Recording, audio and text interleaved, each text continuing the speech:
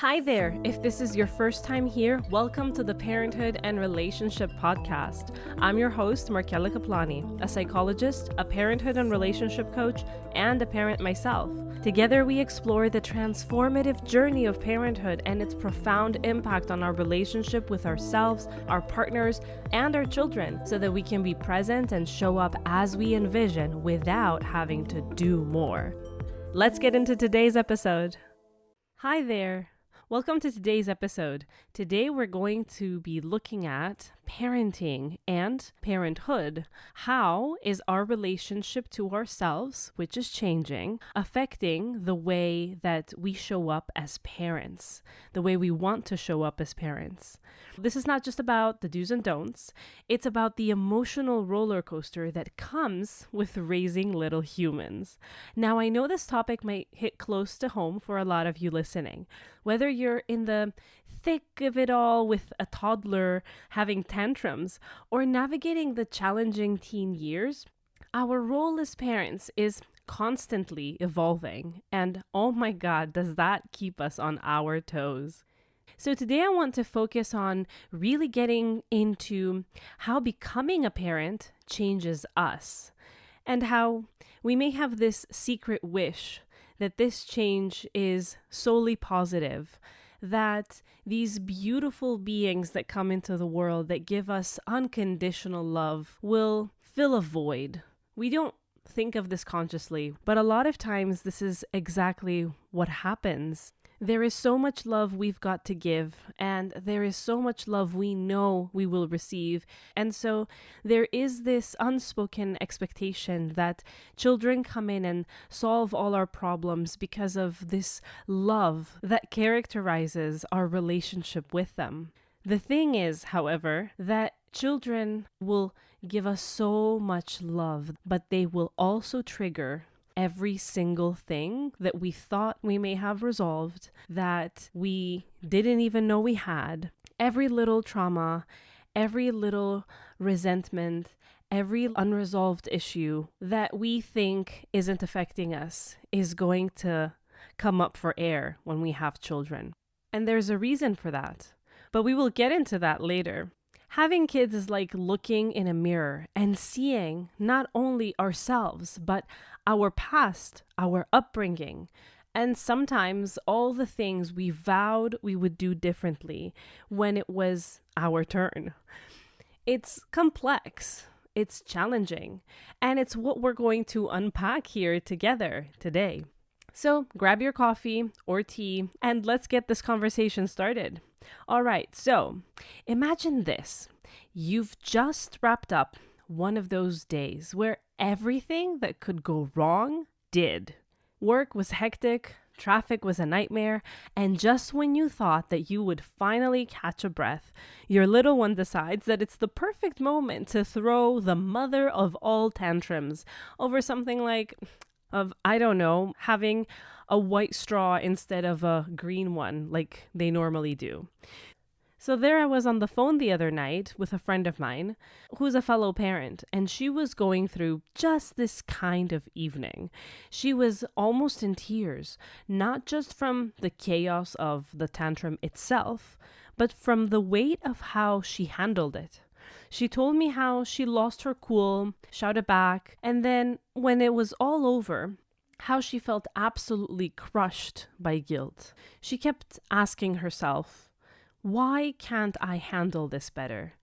I know that tantrums are normal, but why does this get to me so much? And that is something that I think a lot of us can relate to. This is a very common question that I hear mothers asking themselves, and it's more of a judgment rather than a sincere question.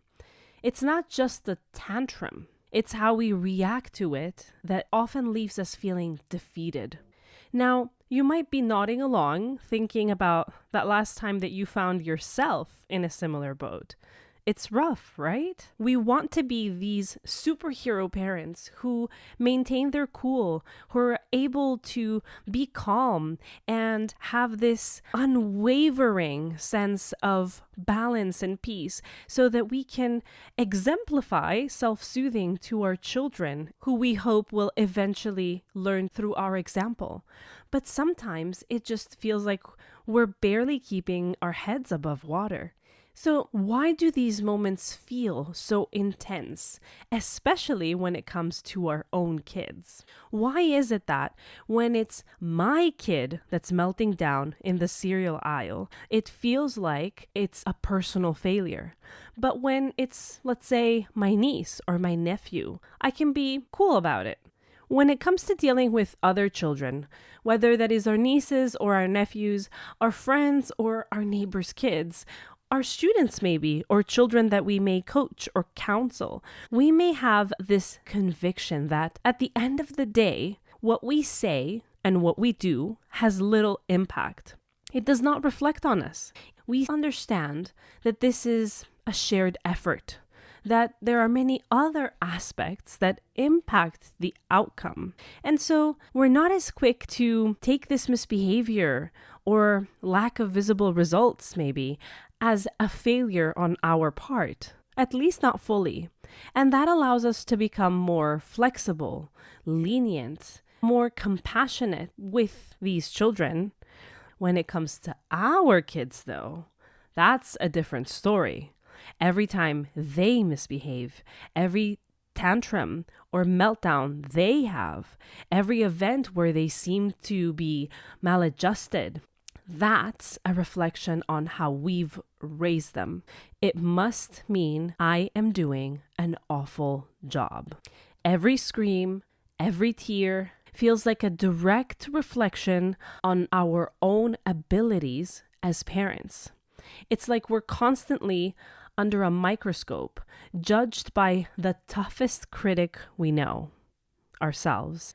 And like a friend of mine told me last night, we seem to attribute all achievements and positive characteristics and beautiful things that our kids do to their character, to some innate trait, to their own tendencies and inclinations. But when they do something that is not as socially acceptable, then it has to mean that we've done something wrong. That is when we give ourselves control. That is when we tell ourselves that we are able to control anyone else but ourselves, that we have this superpower of molding and shaping these kids to the degree that anything bad that they do is a reflection of us. This all boils down to pressure. Pressure that we've put on ourselves. With our own kids, there's this unspoken rule that we have to get it right all the time. Every little misstep by our kids can make us start to question ourselves again and again in a loop. Am I doing a good job? It's as if their behavior is like a scoreboard. Every tantrum is a point lost. That's a ton of pressure. And let's be real here. When it's someone else's child, we're much more forgiving, not only to the child, but also to the parent, because the stakes just don't seem as high. We don't carry the same emotional baggage. We see the behavior for what it often is, just a moment or a phase, a developmental stage even. But when it comes to our own children, every moment feels like it could have lasting impacts. This is not just a moment. It's not just a phase. This is how they will be their whole lives. And we start to worry that then they will have issues adjusting in society. As I say this, I'm thinking of an incident that happened 3 days ago with my own child, where he had a very difficult time being photographed for the school photo. This is his first year going to school, and it's been a little bit difficult for him because being a COVID baby, he didn't get to socialize as often with peers. And so when it came to this year and he entered school, of course, this was quite a big leap for him.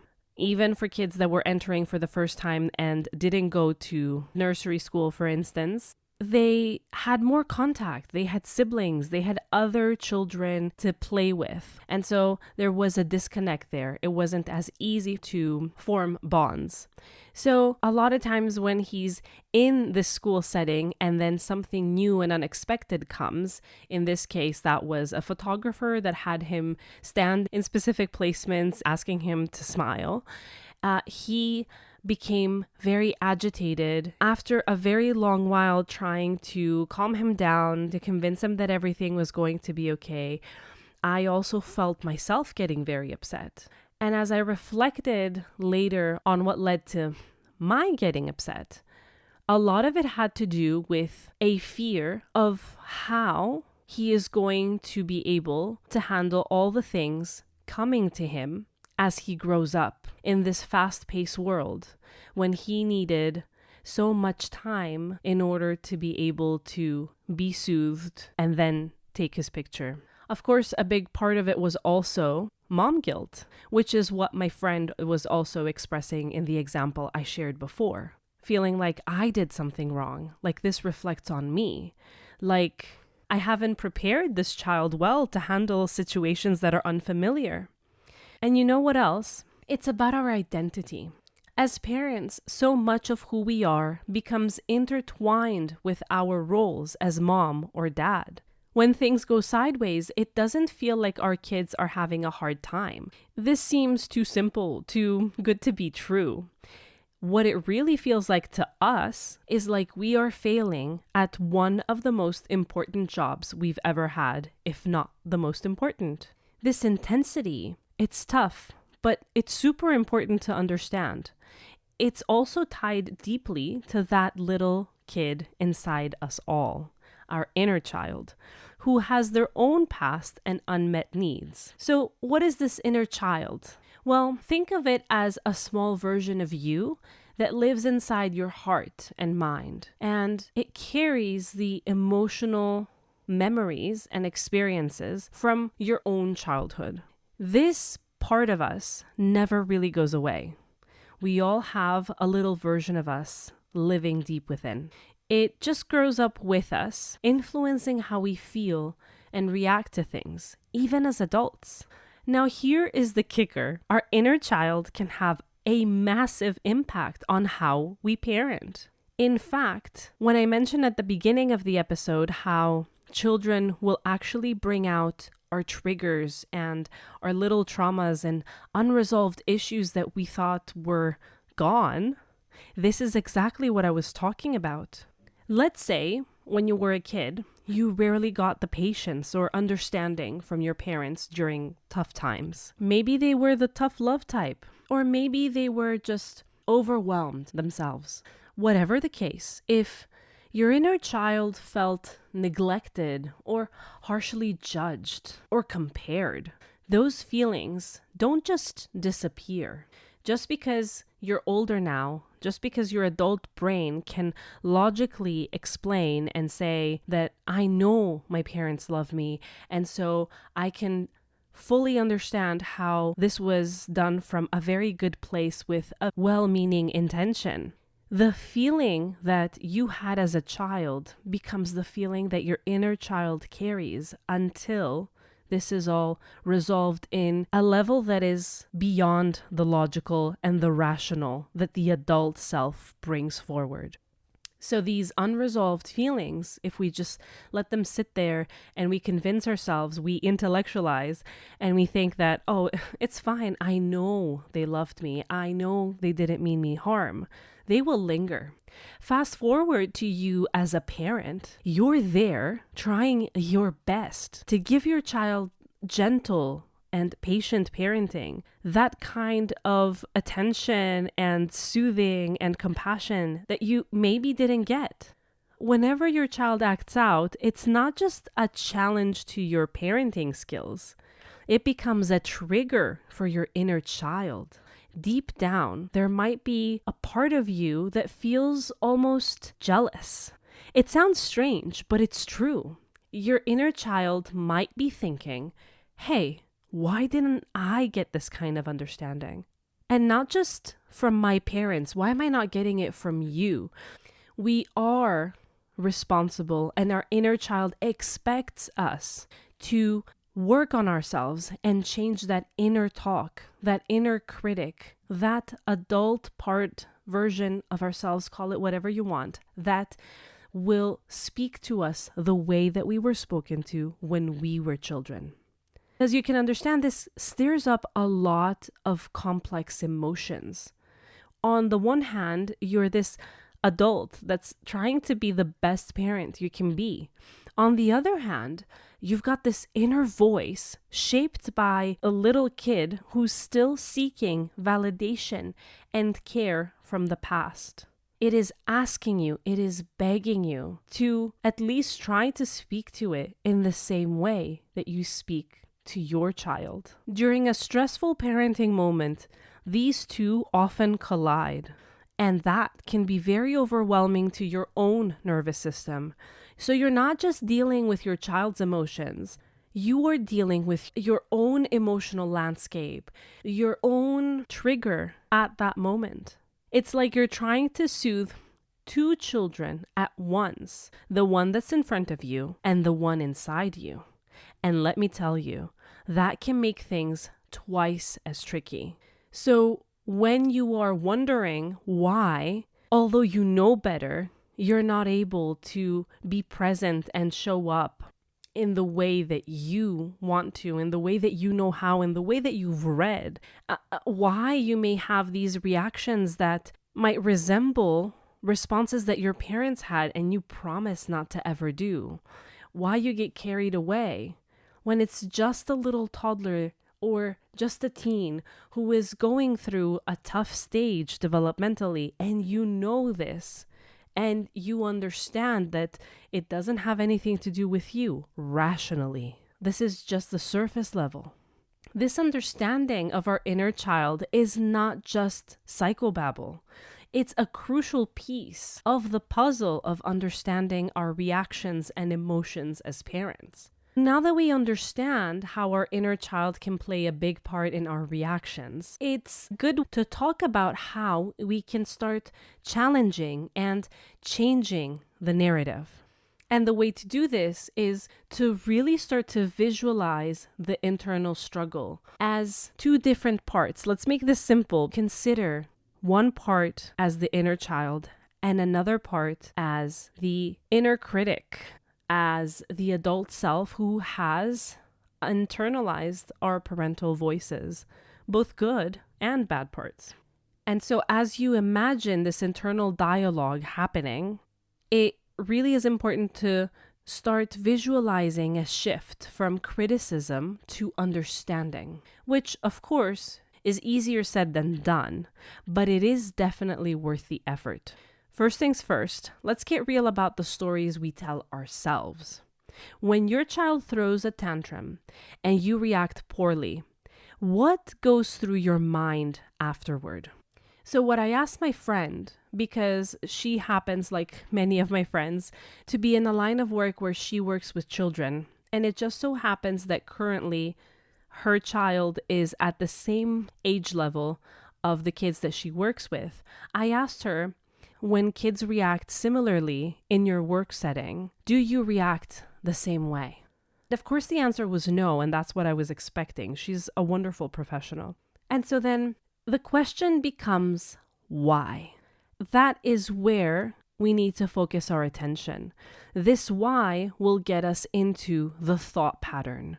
So then, what are you thinking about yourself? How are you personalizing this? How are you making it about you? What is it that you think when your child does something that you consider inappropriate or embarrassing maybe, or outrageous? What do you think about yourself as a parent? Do you think I'm a terrible parent? Do you think I wasn't made for this? I can't handle it. These are the narratives that keep us stuck, that put us in a loop of feeling guilty and inadequate. Going back to my friend as the example, the reason why she doesn't feel heavy leaving work after she's dealt with several incidents, like the one that she will deal with when she goes back home every once in a while, is because there is nothing that she takes personally there. She knows that this is normal. She knows to expect this. She understands that she can only just be there for this child. I don't want to take the impact of that by saying only and just in that sentence. I want to make a note there. This is the most important thing that she can do, to be there for the child, to understand that this is part of the process. And so that understanding leads to compassion. But we can only do that if we separate the behavior from us when we are dealing with our children. There is a big difficulty to create that separation. And that's normal. At the same time, knowing this can help us take a deep breath next time our teenager knocks the door in our face, next time our toddler throws a tantrum that makes us late for half an hour to something. So we feel embarrassed and judged by others because, we're the ones that are late all the time. When we can't get through to our preteen about something very simple. Changing starts with awareness. The next time you find yourself spiraling after a parenting mishap, pause. Take a deep breath. Ask yourself, what is really triggering me? Is it just the situation at hand, or is it something deeper from my own childhood that is surfacing? This momentary pause can be a game changer. It allows you to step back and see the situation for what it is, an isolated incident, not a summary of your parenting. Another powerful tool is journaling. Coming back to that journal that I've asked you to get. Yeah, it might sound like homework, but hear me out here. Writing down our feelings and reactions helps us process them more objectively. It's like having a conversation with our inner child. And there's a reason why it's better for you to do this in writing, because writing takes a little bit longer. There is more self-reflection. And as we are writing what we thought, other feelings have time to surface and trigger new things and allow us to penetrate deeper into why it is that we feel the way that we feel. You might write something like, "Today I lost it when Jamie wouldn't stop screaming about his socks. On the surface, I felt angry, but really, I was feeling helpless. Just like I used to feel as a kid when I couldn't get my parents' attention, when I couldn't get them to understand something simple, when I couldn't get them to listen to me." This kind of insight can be incredibly revealing and healing, because next time that something similar happens, which triggers the same exact thing, you will be much more aware of it and you will be able to stop the pattern eventually. And not all days will be the same. So when this does happen, when you notice that for the first time you were able to stop the pattern because now you've gained this awareness, let me warn you right there, it is going to surface again. There are days that you're going to be less regulated. There are days that you are going to revert back to feeling angry and helpless and frustrated and taking it personally. And that is also part of the process. There comes the power of forgiveness as well, because we forgive our children, or at least we want to believe that we truly forgive our children. But unless we start forgiving ourselves, can we truly forgive anybody else? If you want to take this a step further, it's really important to consider how you can meet your inner child's needs. And maybe that can be done in your journal as a letter from your inner child to your adult self, that adult self that reflects the parental talk that you received. Maybe your inner child will tell you that it needs more comfort and understanding and compassion. It can tell you what it needs less of as well. Then if you have time, you can sit there, take a few deep breaths, and meditate on how it is that you can take some small steps, starting today, of reparenting yourself, of being your inner child's best parent. Maybe that can be through forms of self-care, or through seeking therapy, or simply by allowing yourself to acknowledge and express your feelings without judgment. By doing this work, you are not shifting your attention from showing up as the best parent for your child.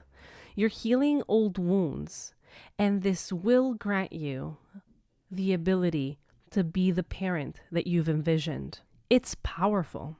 It doesn't change the way that you react to your children's next meltdown. That's not all. It changes the way that you feel about yourself as a parent and as a person. This journey of reflection and change is vital for our growth. Understanding the dynamics between our parenting and our inner child is the first big step. You may be wondering, if I'm in this place right now where there are frequent altercations, disagreements, arguments, there's yelling, there's me feeling completely drained and guilty for the way that I react. Working with my inner child, that won't cut it. I mean, I'll do it, but I think that will take time. So what can I do in the now? In the now, you can practice mindfulness. So it's like I said before, this is being present in the moment, noticing your feelings and your reactions in that moment without judgment. So even on the day, in that moment that you do raise your voice or you act in a way that you didn't like, try to observe the immediate thoughts and emotions that were present in that moment for yourself. Were you overstimulated and you're possibly dysregulated?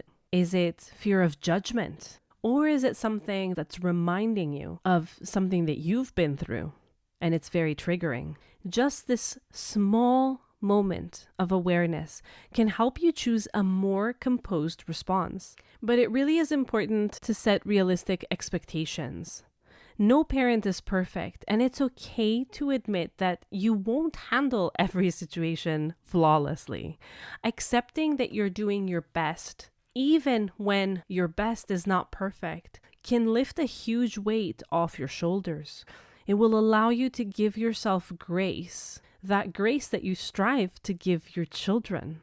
And so for those moments that you get to pause only after you've reacted in a way that makes you feel bad, then it's important not to feel like the game was lost, that you didn't win the point on that scoreboard, but to practice self-compassion and to treat yourself with the same kindness that you offer your child.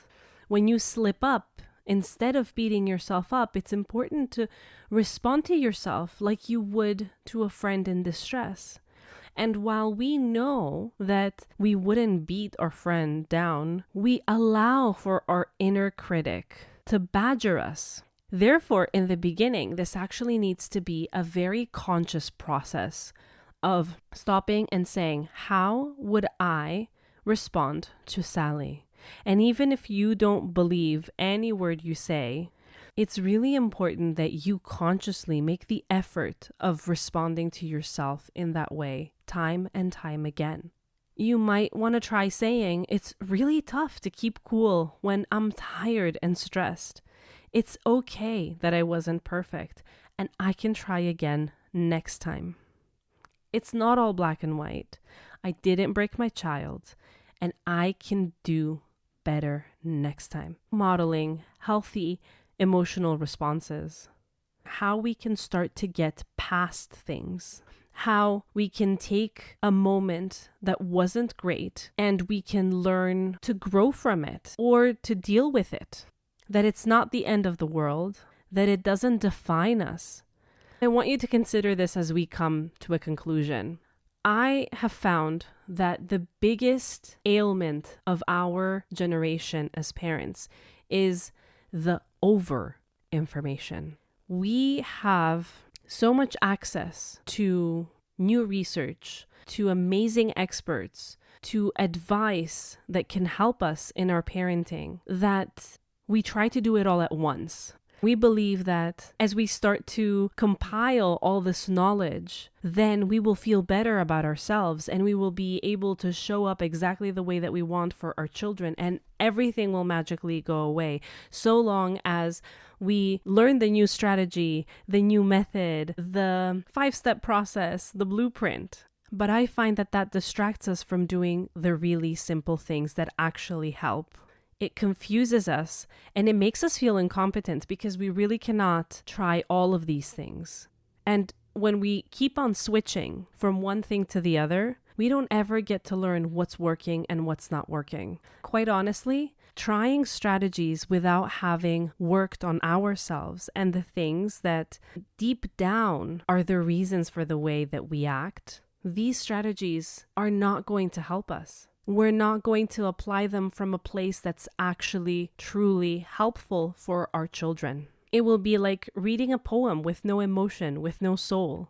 You just don't do that. It doesn't have the same effect. So focus on one thing. Start with mindfulness, with asking yourself those simple questions in moments of awareness. What is happening for me? What am I taking personally? What could be my trigger? And that's a wrap on today's episode about our relationship with our children and how our own identities and inner child influence this dynamic.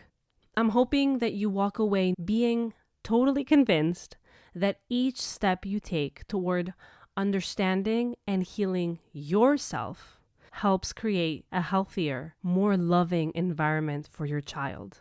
You're doing great. And I'm here cheering you on every step of the way. Thanks for tuning in. And don't forget to catch our next episode where we explore putrescence, which is the equivalent of matrescence that we talked about in episode 1. And it's all about how men change, how their identities change as they become fathers. If you're a mom, just like I urged dads to listen to the episode on matrescence, I invite you to tune in because it will really help you understand his experience. Let's give each other a chance. Let's understand each other's experiences, each other's deep internal changes, each other's needs. I'll see you in the next episode.